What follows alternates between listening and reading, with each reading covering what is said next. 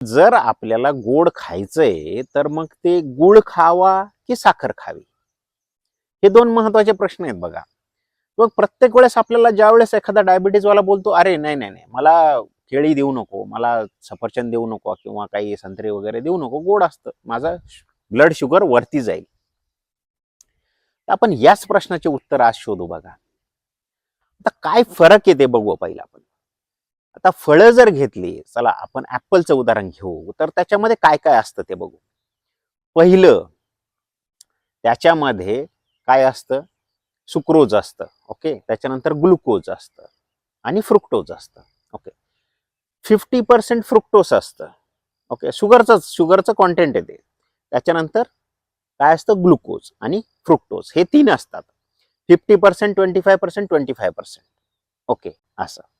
आता साखरेत काय असतं ते बघू. साखरेत असतं 50% ग्लुकोज